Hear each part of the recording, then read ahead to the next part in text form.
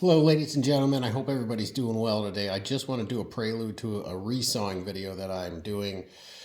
And before I actually resaw in front of you, I want to show you the piece real quick and also talk to you about the basic setup and show you my bandsaw. And now the technique that I'm showing in the video, it's a resawing technique that I've always used. I don't rely on a fence. I essentially get a reference edge, a reference surface, and a reference edge, and I ensure that my piece is 90 degrees to the blade. And then I draw a center line on the top, and then I resaw a part. Now, in the video, I don't talk really much about the benefits of resawing.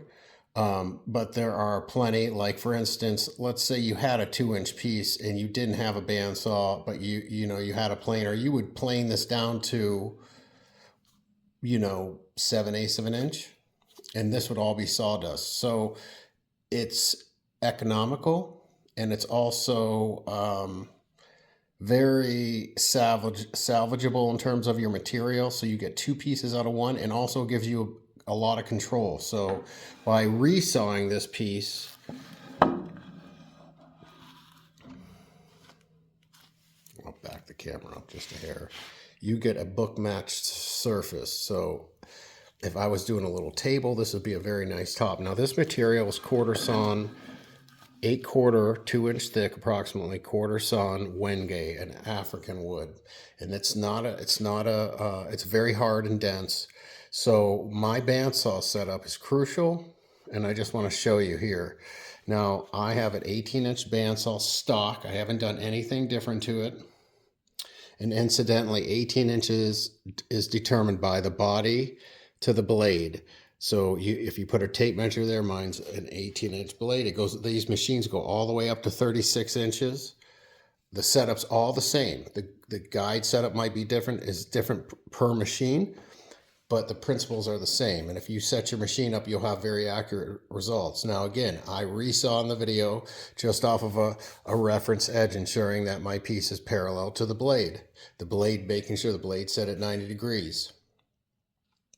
I'm going to show you the crucial setups right now and what determines if you have success or failure when you're doing this. And if I bring you up to this bearing right here, I'll show you there are a couple bearings. I'll raise this up so I get a little better shot. This is a guide bearing, and it is set right behind the blade, and I'll pull you around in a second and show you from this direction. And these are guide blocks, and the important setup here, now my machine is unplugged, okay? When you set your machine up, you want to make sure you don't have much movement forward to back. This should be set 1/32 away from the back of this, and I have to adjust this, and I'll show you how I do that. That adjustment is right here. That controls this bearing in and out. And then these guide blocks are controlled by these lock screws you undo, and then you move the guide blocks in and out accordingly. Now, most people will tear this whole assembly off and put a Carter guide system on. I never have, because I've had good results from the stock. Carter setup is much better than this, but you see in the video, and I'll show you again those pieces and the results I got out of them, which were very good. The reason is because it's set up this way. Now, when you press on this, you don't have any movement more than 1/32 of an inch at the most. The key here is the tensioning of the blade, so I don't have any drift left or right. So when I'm running my piece, if you have any movement like this, that's called drift. You'll have very inaccurate results. You should not have any movement. So when I cut to a line, and I talk about this in the video a little bit, in the video I'm cutting to the center of a line, but let's say here's a part of a template I'm going to cut out. Okay, it's a leg, but this is just the top part. I'm going to actually cut on the bandsaw, when I cut this out, to the outside of this red line, not the inside, and then I sand to it. So I just cut right before, and if this machine's set up, you can do that without having to skim cut. Or skim cut is when you pull back, and that tends to dull the blade. So I don't really ever do that because I never have to do that because the setup usually is, for me, very good and I get very accurate. I can control this in a way. It allows me to control my parts in a way where I can cut right up to the back side of the line, which again will be on this side in this case. So in the video, I'm cutting, and if I can show you here,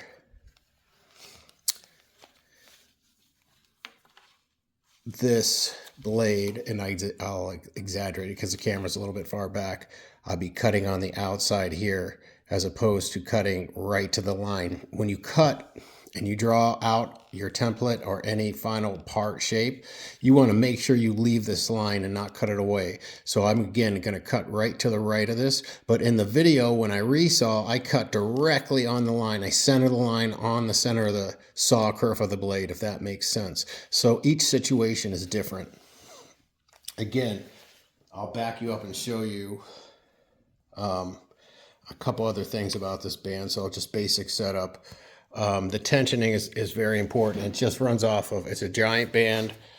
It runs off of 2 wheels. The bottom wheel has a motor that's connected on the back side. And this bearing setup that I'm talking about is on the underneath as well. If I can show you right here.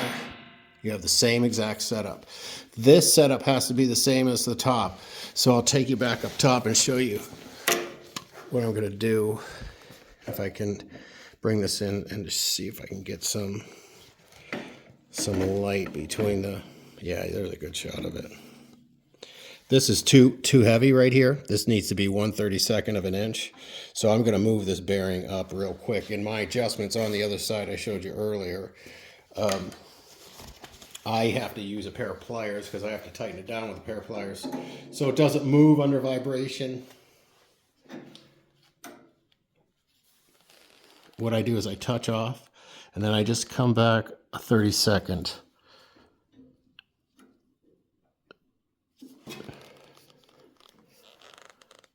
Make sure this is tightened so you don't have any slop. That's pretty good. Now we're going to tighten it.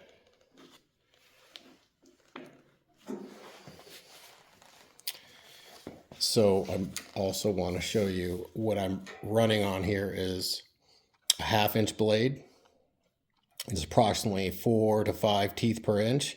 This is a very general blade that you can use for everything. General curves, not super tight. You know, if you wanted to cut this out, you wouldn't be able to do that. With this blade, you'd be able to relief cut it out in parts and nibble it away, but you'd have to switch to an 1/8 inch blade. When you change the size of the blade, you have to change your guide blocks and your back bearing setup as well, because the size of the blade will dictate that. If I put a smaller blade on, you'll see right away when you put the blade on, it'll be a different distance away from here because it's a different setup. If I put a giant resaw blade, I have an 1.5 inch resaw blade on here, I would have to change this whole setup to accommodate that blade.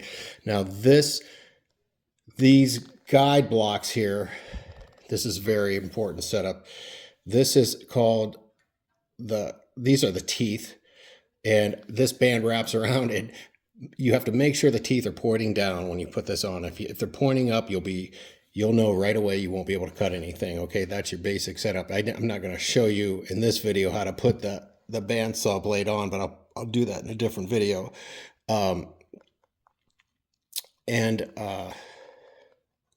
It's traversing around these 2 wheels, and these guides hold it steady. So this setup is crucial. So these have to be right behind the kerfs, the saw kerfs, or these will dull your blade instantly. So this has to be behind the set of your teeth, these guide blocks. They can't be too far back. They can't be set all the way, all the way back here. They have to be set right up here, just like it is, as you can see. If I can bring you over here, you can kind of see there. So once you have this set up, you give it a quick little twirl. Again, it's unplugged, and you see how it's running. Now, here's where the blade's welded. All these blades are welded. Okay, and you have to make sure your blade doesn't have any ticks forwards or sideways. If it does, it's a problem. You want to talk to whoever's welding your blades. And the last thing I just want to say, and I'll bring those two pieces out here and show you real quick. You want to make sure you understand what your blade length is. It's very important. So what I have is, I have it written on my machine. So when I order my blades from my guys or my manufacturer, I know exactly what to tell them so that my blades fit my machine. The last thing I talked about, the width. This is a really good width for me. I can resaw with this, as you'll see in the video, without having to change to a resaw blade, which is very nice. And here's the tensioning right here in the back. I've got it set right to 1/2 inch. Okay, that tensioning is very important. Your blade can't be too loose. That'll affect your drift. Also, it can't be too tight. You can over tighten and break your blade, so you don't want to do that as well. And if you have a problem, this is the lock for your adjustment.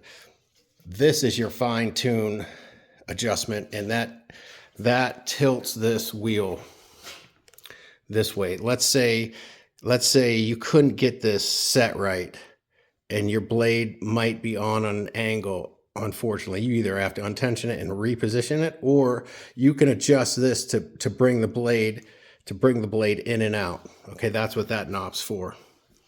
And that's basically it. Now I just want to show you a couple things with that. The pieces that I resaw, and that was with this 1/2 inch blade, and that's not, this is way harder than maple, way harder than red oak, white oak, this wenge material. And this blade did a stellar job. Now this only works if you prepare your material correctly, and also your feed rate. So the final thing I'll talk about is when I set this, if I'm going to run something like this, the more blade you have exposed, the more chance the blade wants to flex. So I set this as close as possible without hitting it, basically about 1/4 inch above. That's fine, and I lock it. Okay, that's how you adjust this accordingly. So when I'm pushing and operating this, there's two controls: your feed rate and your direction. Okay, so my forward direction is controlled obviously by my two hands. I'm controlling the feed, but I'm also controlling the direction. So in this case, if I push too fast, that's going to cause the blade to flex. Your feed rate is super important. How do I determine that? Over years of using this, I know how fast to push. Obviously, very important. If your blade is dull, everything I'm saying won't work. So you must have a sharp blade for this to work. That kind of goes without saying for everything. So in the video, when I'm pushing, you can't really tell, but I'm making micro adjustments based on where the saw kerf is and where my line is. Okay, and then what I do after I resaw this, and here you can get a good shot of the book match. It's beautiful. I love quartersawn material. I prefer it over regular flats on every day. In the video after I split it, I don't actually think I do this, but after the video is over, I resurface this, and then I replane this, and then I re-sticker this. And I'll show you that real quick.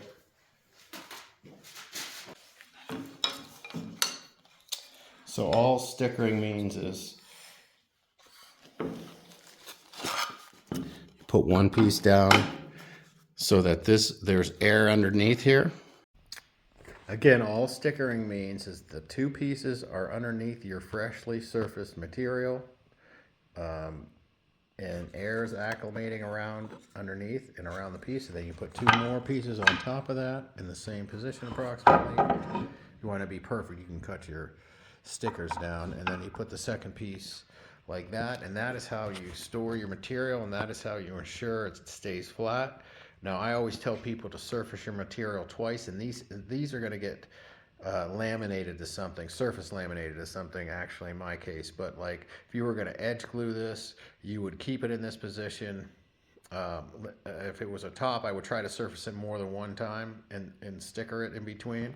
And then I would probably redo the edge and I'd rejoin the edge and then glue it up if it were a top, for instance. If I was going to flip this over and glue it to itself, that's how I would do it.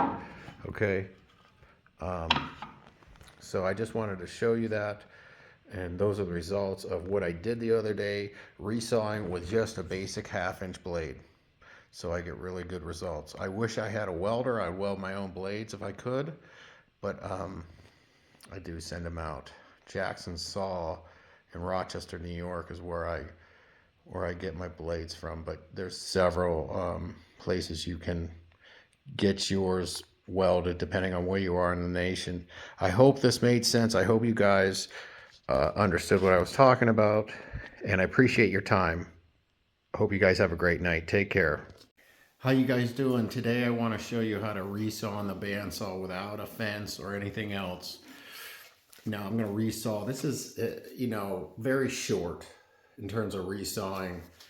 And you can kind of see I've got a line drawn on here.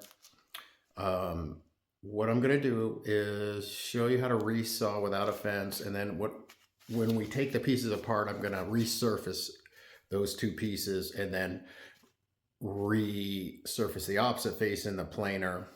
When these get split, the inside face gets done on the joiner, the outside face gets done on the planer, then you get a parallel surface. So you can split this apart and get a book match surface. So very easy to do, but you know, one thing is you're going to want a reference edge.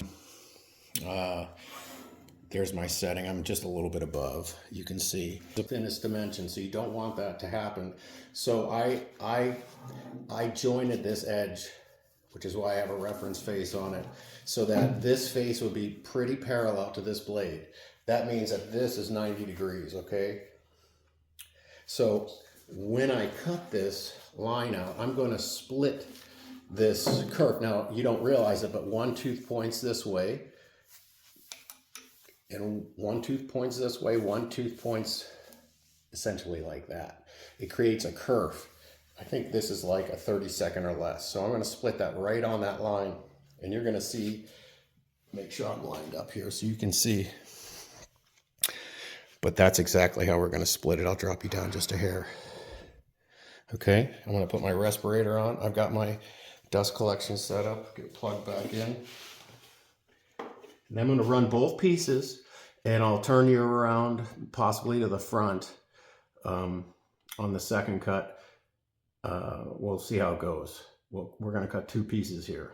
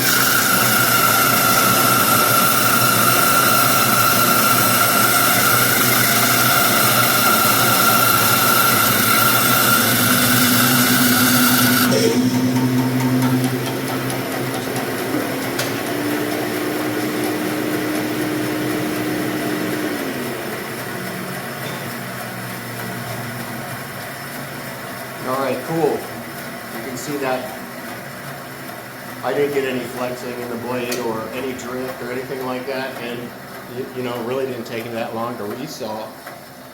What are the benefits of resawing? A ton. Let's say I want to make a top out of this. Now I have a book match top. Now watch. Let's see if I can get you in a position where you can see a little better. I'll back you up here. Tip you down a little bit. Let's take a look at that. Okay, that is, it's got a little dust on it. But okay, that's piece was sawn like this.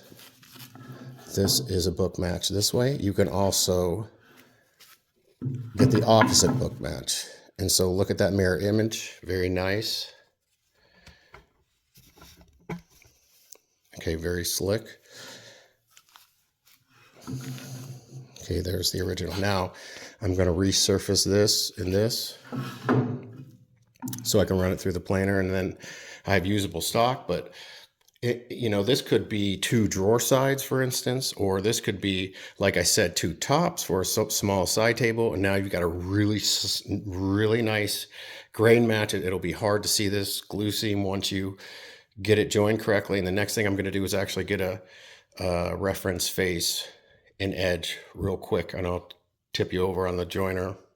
And that is resawing 101. That's the way I have always done it. This is a basic jet 18-inch bandsaw.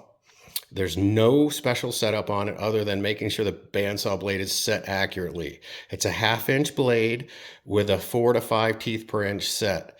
And it you know, the kerf is about a 32nd of an inch, approximately. So a very general all-purpose blade that I really like running because I can do a lot of different things with it. You can cut curves with it to a certain extent. You can't cut super tight scroll work. You'd have to switch to an 1/8-inch blade.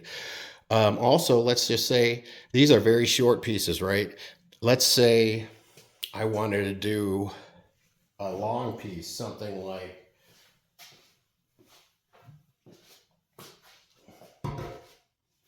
something super long, like this. I don't know if you can see. What I would have to do is set up an in-feed and out-feed setup with either rollers or a table. And that's totally doable. It's all about your setup with your blade and your feed rate. So I'll take you over here and we'll get a reference face off of here real quick. And I've done this a bunch of times, so I don't want to spend a lot of time on it, but I'm just going to shoot it from this angle this time.